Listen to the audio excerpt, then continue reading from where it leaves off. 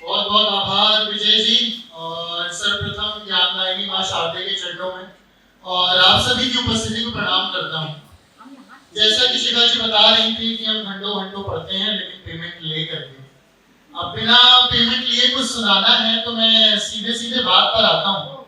अभी हमने कुछ दिन पहले स्वतंत्रता दिवस मनाया, उसके कुछ दिन पहले हमने कारगिल विजय दिवस मनाया था।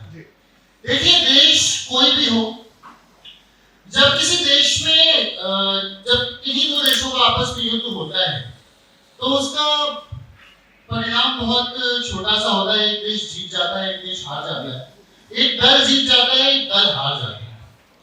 लेकिन उस दौरान एक सैनिक के घर की स्थिति क्या होती है, देश के अंदर के हालात क्या होते हैं, मैं बात वहीं से शुरू करता हूँ। छोटी सी कविता है, 5 मिनट लूंगा आपके, तालियों का साथ बनाए रखिएगा।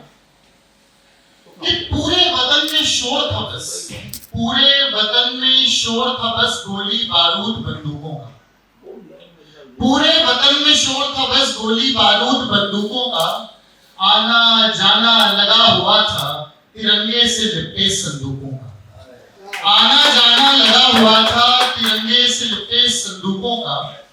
कितनी मांगे हुई थी सुनी, जाने कितनी चूड़ी टूटी थी, कितनी मांगे हुई थी सुनी, जाने कितनी चूड़ी टूटी थी, कितनी बहनों के हाथों से भाई की कलाई छूटी थी, कितनी बहनों के हाथों से भाई की कलाई छूटी थी। और आप लोगों ने भी जो हाथ बांध रखे हैं थोड़े से खोलिए।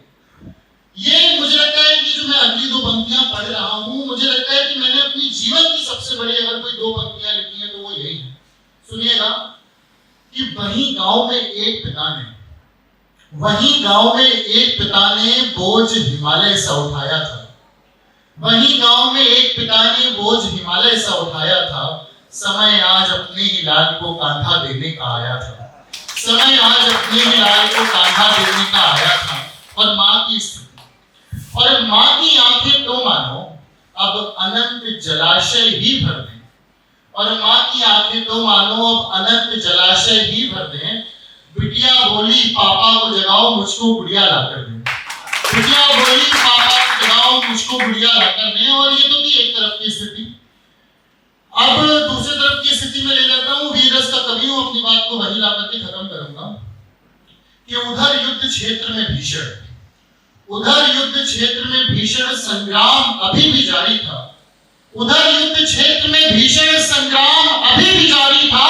मेरे देश का एक सैनिक उनके 100 पर भारी था, मेरे देश का एक सैनिक उनके 100 पर भारी था। और फिर क्या हुआ कि फिर खबर आई ऐसी कि मानो सबके आंसू रुक गए जी, सारे दुश्मन मेरे देश के घुटनों के बल झुक गए जी, सारे दुश्मन मेरे देश के घुटनों के बल झुक गए जी। और आखिरी 2 पंक्तियां कि हुआ सार्थक, हुआ सार्थक पुत्र पिता पति भाई का बलिदान है अब, हुआ सार्थक पुत्र पिता पति भाई का बलिदान है अब। एक साथ मिलकर आओ भारत माता की जय बोले सब, एक साथ